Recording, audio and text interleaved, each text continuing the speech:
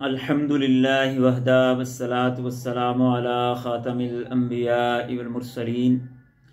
میرے انتہائی عزیز ناظرین و سامعین، السلام علیکم ورحمۃ اللہ وبرکاتہ۔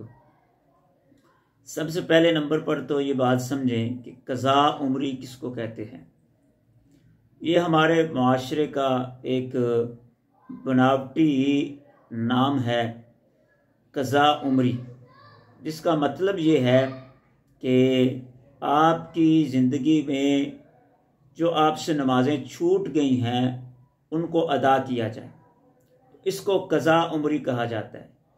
یعنی آج سے پہلے جتنی نمازیں آپ کی چھوٹ گئی ہیں ان کو ادا کرنا، اس کو قضاء عمری کا نام دیا جاتا ہے۔ اور رمضان المبارک کے اندر جو ہی آخری جمعہ قریب آتا ہے تو سوشل میڈیا پر مختلف قسم کی پوسٹیں اور مختلف قسم کی ویڈیوز جو ہیں وہ شیئر ہونا شروع ہو جاتی ہیں قضاء عمری کا طریقہ، اور اس میں بیان کیا جاتا ہے اور پوسٹوں میں من گھڑت اور جھوٹی روایات جو ہے وہ لکھی جاتی ہیں کہ اگر رمضان کے آخری جمعہ کو آپ 4 رکعتیں یوں پڑھ لیں کہ ہر رکعت میں 7 دفعہ جو ہے وہ آیت الکرسی پڑھیں اور اس کے بعد 15 دفعہ سورہ اخلاص پڑھیں، اور اس طرح 4 رکعتیں آپ مکمل کر لیں تو آپ کی زندگی کی جو پہلے ساری نمازیں فوت ہو چکی ہیں، قضا ہو چکی ہیں، وہ ساری معاف ہو جائیں گی۔ تو یہ طریقہ اور یہ روایت کہیں بھی موجود نہیں ہے، یہ طریقہ بھی جھوٹا اور من گھڑت ہے، اور اس میں جو روایت بیان کی جاتی ہے وہ بھی جھوٹی اور من گھڑت ہے۔ رسول اللہ صلی اللہ علیہ وسلم نے ایسا کوئی طریقہ بیان نہیں کیا کہ آپ رمضان کے آخری جمعہ کو محض 4 رکعتیں ادا کریں اور اس سے پہلے جو آپ کی جتنی نمازیں قضا ہو چکی ہیں وہ ساری کی ساری ادا ہو جائیں یا آپ کو معاف ہو جائیں، ایسا کوئی طریقہ نہیں۔ یہاں پر شریعت مطہرہ کا جو اصول ہے وہ یہ یاد رکھیں کہ قضا نمازوں کی ادائیگی کے علاوہ کوئی اور صورت قرآن و سنت کے اندر موجود نہیں ہے۔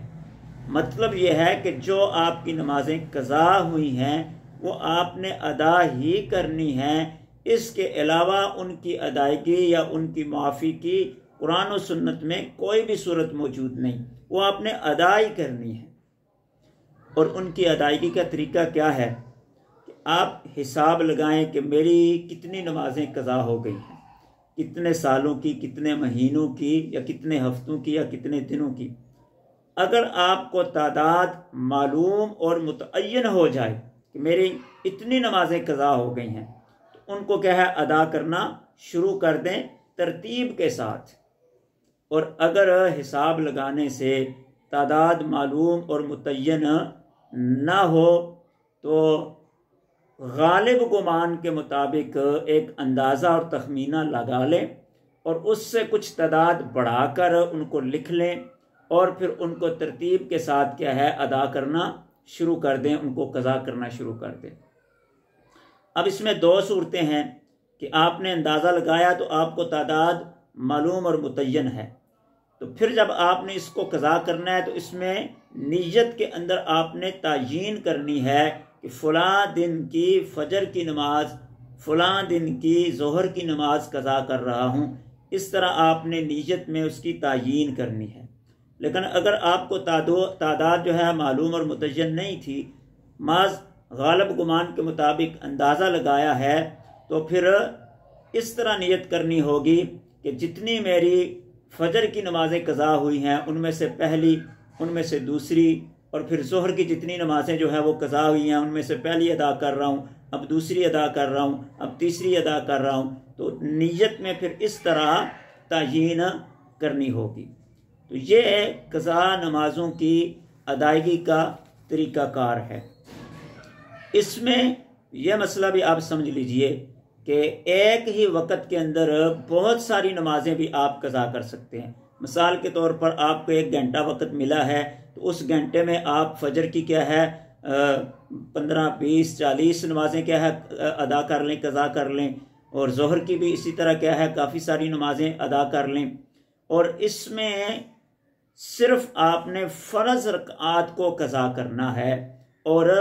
واجب رکعات کو قضا کرنا ہے۔ یعنی فجر کی صرف 2 رکعتیں فجر کی جو ہیں وہ قضا کرنی ہے، ظہر کی 4 رکعتیں جو فرض کی ہیں، عصر کی 4 رکعتیں اور مغرب کی 3 رکعتیں اور عشاء کی 4 رکعتیں اور 3 وتر جو واجب ہیں۔ تو فرض اور واجب رکعات کی قضا کرنی ہے، باقی سنن اور نوافل وغیرہ کی قضا نہیں ہے۔ تو ایک ہی وقت میں کافی ساری نمازیں بھی ادا کر سکتے ہیں، اور اس سے بھی آسان طریقہ یہ ہے کہ ہر وقتی نماز کے ساتھ آپ 1-2 نماز قضا بھی کر لیں۔ مثال کے طور پر آپ فجر کی نماز پڑھنے گئے ہیں تو اس کے ساتھ پہلے وقتی نماز ادا کر لیں، اس کے بعد 1 2 3 نماز فجر کی بھی قضا کر لیں، اسی نیت کے ساتھ جس کا تذکرہ میں نے پہلے کیا ہے۔ اس میں دوسرا مسئلہ یہ ہے نمازوں کا فدیہ۔ یہ بات یاد رکھیں کہ زندگی کے اندر نمازوں کا فدیہ ادا کرنا درست نہیں، اور نہ ہی فدیہ کی ادائیگی کے ساتھ کیا ہے نمازیں معاف ہوتی ہیں۔ نماز کو ادا کرنا ہوتا ہے، اور اگر ادا نہ کر سکیں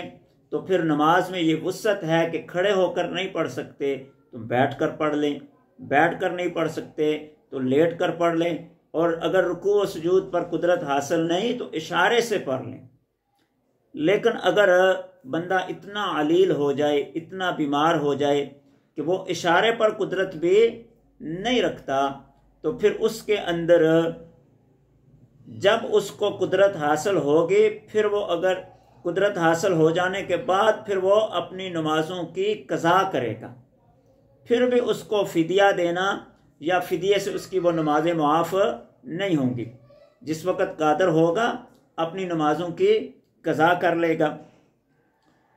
اور اگر وہ قضا پر قادر ہی نہیں ہوا،